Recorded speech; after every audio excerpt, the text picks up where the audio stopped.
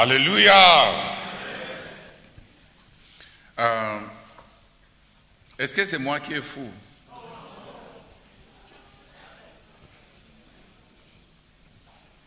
Donc, quand je rêve que dans 3 ans, dans les 5 ans là, quand tu vois les buts, les objectifs qu'on a établis quinquennal là, et je suis en train de demander au Seigneur, je dis, comment une nation de 100 millions de personnes ne va pas avoir son satellite à elle? On va prendre l'argent pour aller cotiser, pour que les gens nous donnent un peu de voix, d'espace de télécommunication pour un mois, pour un an. À leur guise. Parce qu'il peut juste tourner et faire pap. Et on n'est pas connecté. Vraiment. Donc, rassurez-moi que je ne suis pas fou et que c'est vous qui êtes normal. Normaux. Parce que je ne pense pas que je suis anormal. On est dans une génération où la mission doit suivre les pistes développées de communication humaine. Dans tous les siècles, demain ou bien après-demain, on va commencer à étudier l'évolution des missions. Les missions se développent selon que les flux de communication humaine se développent. Le message ne change pas. La puissance ne change pas. Le résultat ne change pas. Les moyens changent. Les stratégies changent. Et tous ces changements, tu vois, quand Dieu a ouvert le monde par l'exploration, on a eu des missionnaires explorateurs. David Livingstone. Les catholiques ont envahi l'Amérindienne avec les missionnaires explorateurs portugais et espagnols. Quand le monde s'est tourné à des déplacements de navires et de commerce, de commerce et d'esclaves, on a eu des missionnaires comme Carey. On a eu des missionnaires. Les gens qui ont été des missionnaires ont été des gens aptes pour leur temps, qui ont trouvé le langage de leur peuple et de leur temps. Et on est aujourd'hui, parce qu'on est en train de causer sur Maurice Lezo. Et vous pensez qu'on va voyager maintenant 300 années par derrière, pour que quand tu vas partir chez les Pygmées, tu envoies tes photos, pour qu'on t'applaudisse pour toi, que tu es Maurice Lezo. Junior. L'original est notre héroïne. Toi là, tu es la photocopie. Dis Amen. C'est bon même qu'on puisse avoir même quelques photocopies, parce qu'on n'a même pas beaucoup de photocopies. Et ce n'est pas seulement ces pistes des étudiants, les pistes des plateformes à développer, il y a d'autres pistes. Il y a les pistes d'immigration. Le passeport allemand donne le pouvoir d'aller dans 189 pays sans avoir besoin d'un visa. Votre passeport au Cameroun donne accès maximum à 42 pays. Et même pour l'autre là, on doit te filer bien.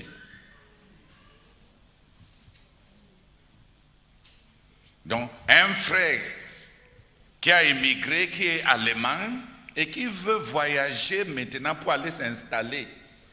Les missionnaires s'est tourné vers les pays avec facilité d'immigration. Parce que quand toi tu es Camerounais avec ton nez noir et avec la pauvreté, et tu dis que tu vas aller comme missionnaire, les pays vont se protéger contre les virus financiers qui viennent.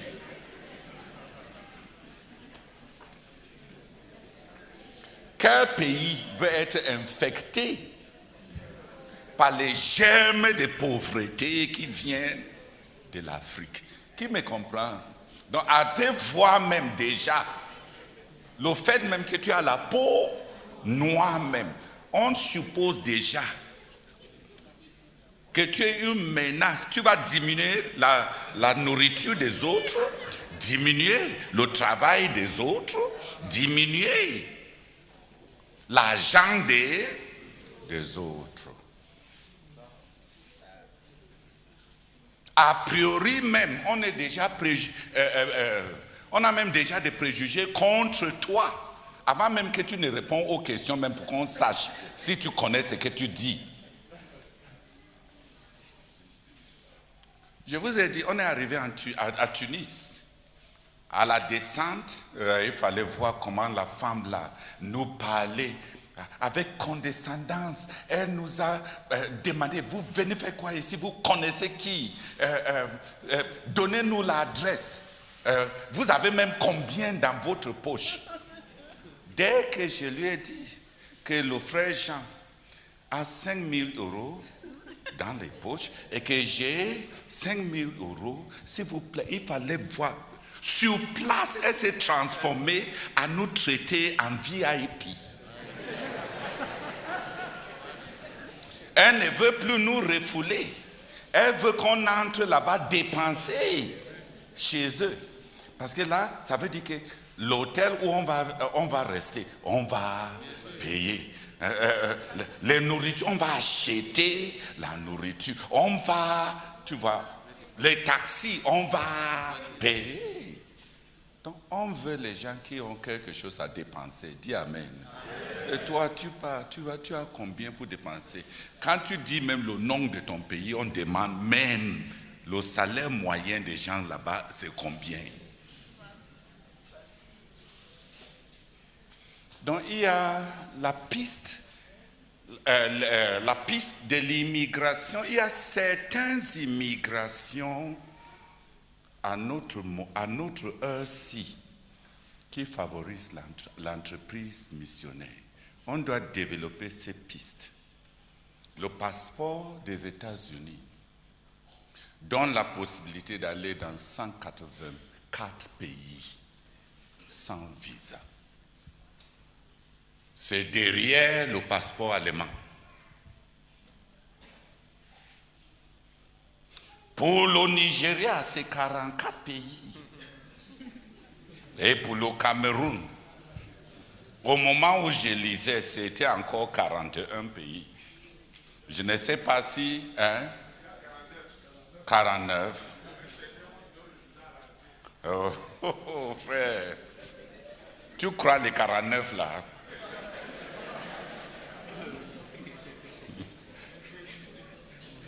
Parce que même parmi les 49 là, dans certains, quand je vais aller là-bas, il faut voir combien de questions on me pose. Il y a les pistes d'immigration. Ça, c'est ce qu'on va étudier dans quelques jours. On va répéter ça. Les missions contemporaines.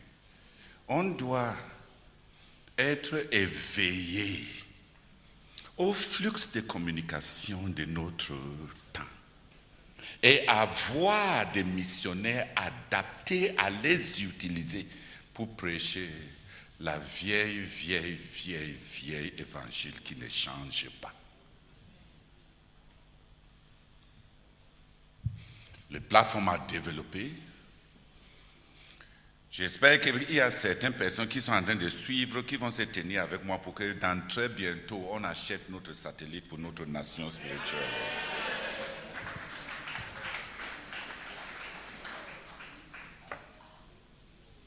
On n'a pas de choix. Donc, l'étendue de la mission, à travers tous ces passages, nous montre. Je ne veux pas revenir sur ça dans les 5 minutes qui me restent. Viens me lire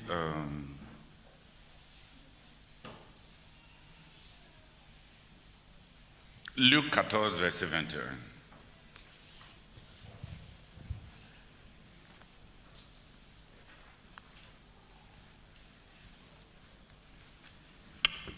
Luc chapitre 14, le verset 21.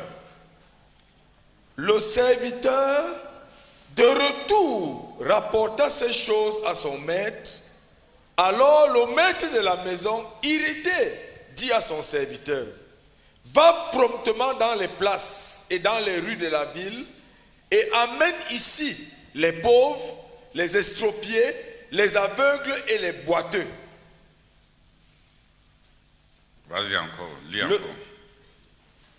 Va promptement dans les ruelles et les rues. Va promptement dans les places et dans les rues de la ville et amène ici les pauvres, les estropiés, les aveugles et les boiteux. Le maître là-bas, c'est notre Dieu. Les gens privilégiés à qui on a prêché l'évangile n'ont pas répondu à l'évangile. Et le Seigneur a besoin de missionnaires métropolitains. Va dans toutes les rues. On a des missionnaires qui vont aller dans des pays, conquérir des unités administratives. On a besoin de missionnaires urbains qui vont planifier leur mission route par route. Street is called what? Rue par rue. Il y a combien de rues à Yaoundé? Si on a des missionnaires métropolitains, ils devaient savoir combien de grandes autoroutes il y a, combien de rues issues comme des veines de ces grandes autoroutes il y en a, et combien de ruelles comme des veines secondaires qui découlent de ces routes-là, et combien de closes. Le close is what? Le cul-de-sac. Les allées. Combien des allées?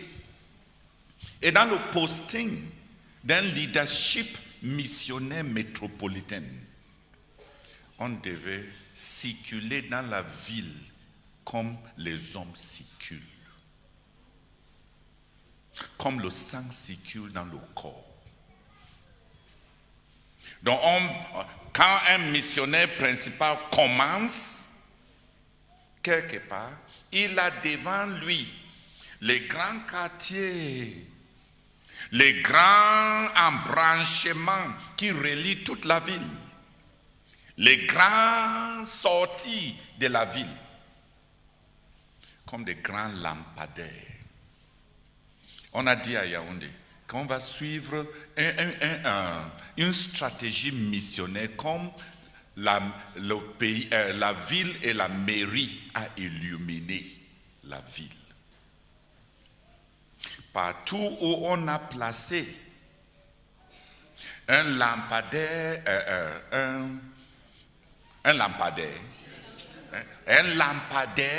on devait avoir une assemblée. Nous sommes la lumière du monde, n'est-ce pas? Les petits gouverneurs et les petits délégués de gouvernement, ils sont en train d'éclairer leur vie avec la lumière physique. Dis Amen. Nous qui sommes alors les vraies lumières, est-ce qu'on ne devait pas éclairer les gens là, suivant ces mêmes stratégies? Si on envoie des missionnaires selon les unités administratives, pourquoi ne pas placer des pasteurs et des missionnaires selon le plan d'électrification d'un centre urbain. Qu'est-ce qui ne va pas avec nos têtes? Ça veut dire quoi que vous êtes la lumière du monde?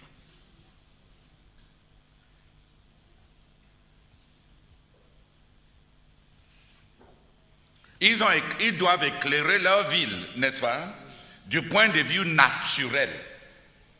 Comme il y a des localités géopolitiques du point de vue naturel. Et on est en train de planifier des stratégies missionnaires suivant les unités géopolitiques.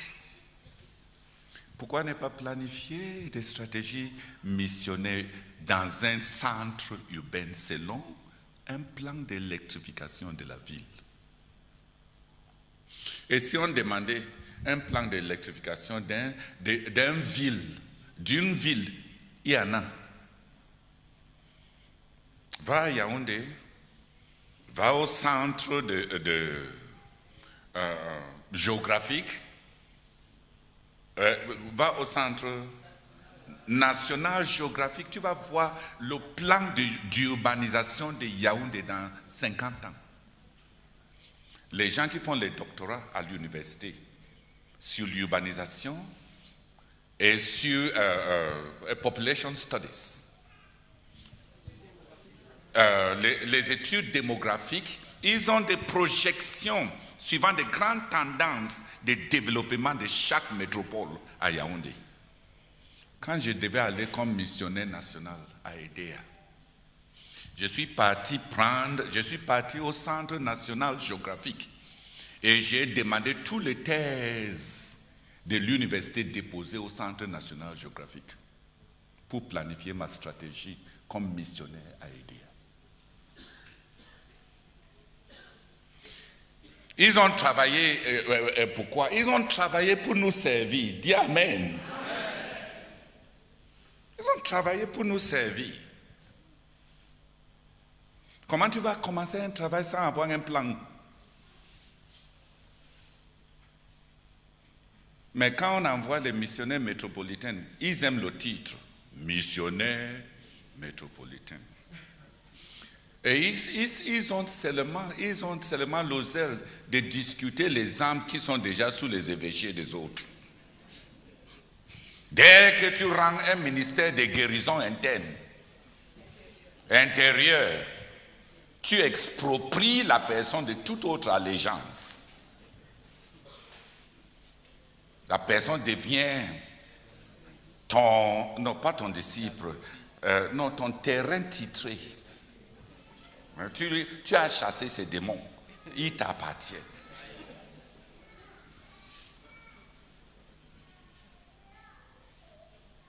Ça, c'est ce qui arrive aux aveugles qui dirigent les aveugles. Allez dans toutes les rues, allez dans tous les ruelles, allez dans tous les allées. Amenez qui?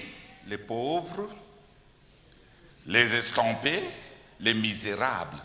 S'il te plaît, si on veut évangéliser ces catégories-là, l'église va manquer des effectifs. Hein, frère? Qui est-ce que le Seigneur veut dans le festin de l'agneau? Les qui là? Ceux-là, est-ce qu'ils sont difficiles à évangéliser? Est-ce que c'est difficile de les trouver? C'est plutôt nous qui les fuyons, n'est-ce pas? On ne veut pas les saluer. L'évangile est prêché aux pauvres. L'évangile est... Voici la mission et la commission, la grande commission métropolitaine. Va les amener. Le Seigneur m'a demandé aujourd'hui que mon fils, dis-moi qui prie pour l'implantation des églises à Bertois. Tu envoies les gens dehors, monter, descendre, qui sont en train d'évangéliser. Dis-moi qui a fait le travail d'implanter des églises dans chaque quartier. Il m'a dit, tu ne crois pas que ce qui n'a pas été fait dans la prière n'existe pas.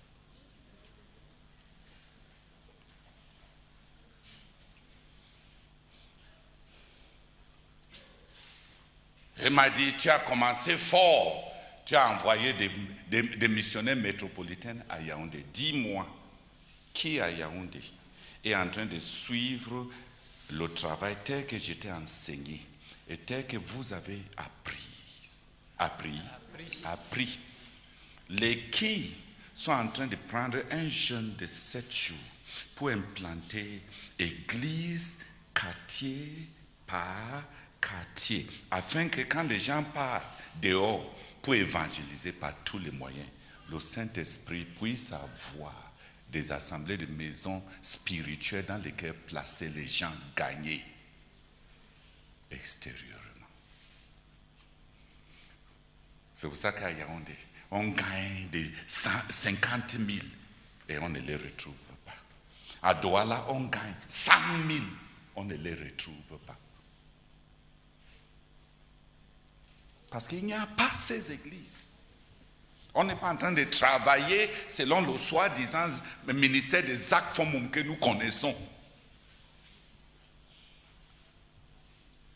J'ai dit ma part je m'excuse au Seigneur ce matin de porter une religion sans, tout en régnant ce qui en fait la force. Non, si vous connaissez, Dieu, les questions de Dieu ne sont pas compliquées, n'est-ce pas?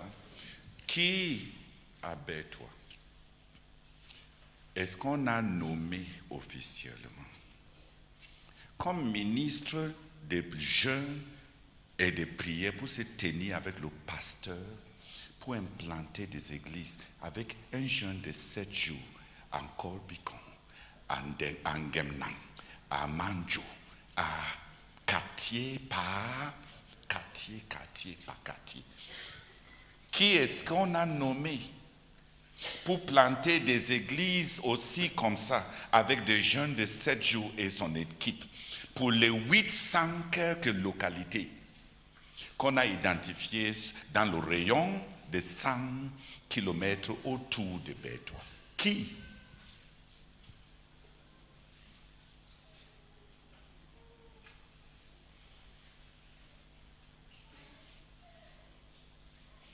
Quel dirigeant a dit à sa femme, tu es missionnaire numéro 2, hein? Pendant que j'essaie de gagner les gens, fais le travail spirituel. Tu implantes des églises, pas avec des jeunes compliqués, avec des jeunes de 7 jours. Ne cherchez pas les 40 jours là. 7 jours, hein? Tu fais le travail. Comme ça, quand on va sortir pour évangéliser, le travail a été déjà fait et on va avoir une œuvre solide qui va perdurer. Dis-moi.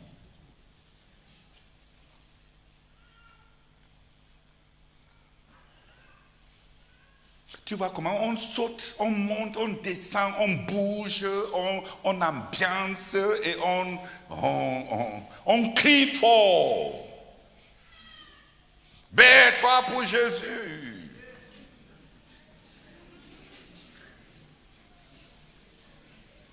Et quand on en vient au travail, simple. Si tu étais à ma place, tu allais répondre, est-ce que j'ai menti pour ne pas dire à Dieu que je ne connais pas? Est-ce que vous-même vous connaissez au cas où c'est moi qui ai oublié? Est-ce qu'on a quelqu'un qui est en train de... même les missionnaires qui sont venus de Côte d'Ivoire là, avec toutes leurs femmes, en dehors d'être spécialistes dans les pondeuses, à pondre la génération qui va remplir nos églises, est-ce que leurs femmes sont en train de planter des églises que eux ils vont aller remplir par leur évangélisation? Répondez-moi. Je les accuse faussement. On a ramassé un travail qu'on ne fait même pas. Et pourtant, on a l'impression qu'on travaille beaucoup. Une fausse impression qu'on travaille beaucoup. Toutes les rues, tous les ruelles, tous les allées. Alléluia. Qui voit maintenant qu'on a les catégories des missionnaires sont énormes et le travail est méthodique. Et voilà ce qu'on nous a enseigné. Est-ce que ce que je suis en train de dire est difficile? C'est nos gros projets qui sont difficiles, n'est-ce pas? Quand tu entends quelqu'un lire ses buts, les buts là sont juste pam param pam trompette. Mais le travail actuel, concret, c'est quoi?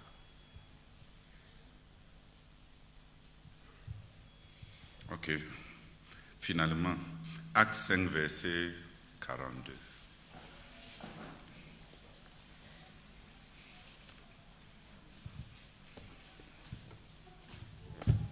Acte chapitre 5,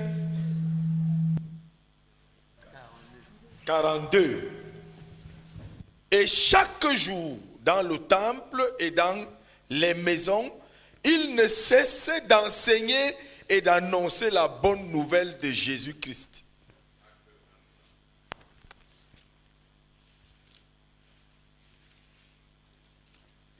Acte 20, verset 20.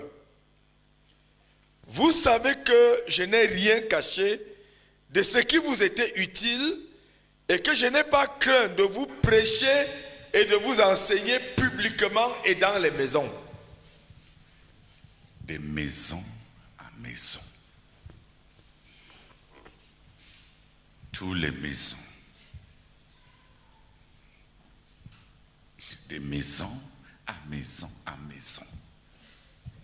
Toutes les maisons, c'est un champ de mission. Toute maison, même si c'est un hutte, une hutte, c'est un champ de mission. Voilà l'étendue, voilà la particularité des catégories des missionnaires. Voilà la matrice de travail missionnaire énorme qui fait de la place pour tous les enfants de Dieu. Où les gens n'ont pas besoin de rester là-bas et rêver pour avoir des conditions exotiques pour être utiles à notre Dieu. On n'a pas besoin de rester là-bas dans les rêvasseries pour attendre des conditions exotiques.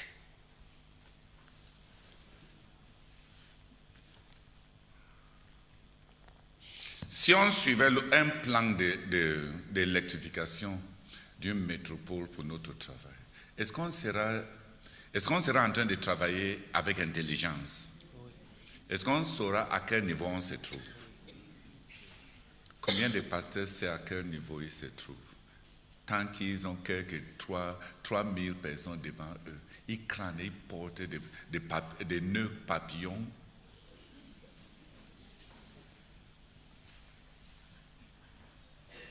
Ok, quelques personnes viennent prier. Sœur, merci.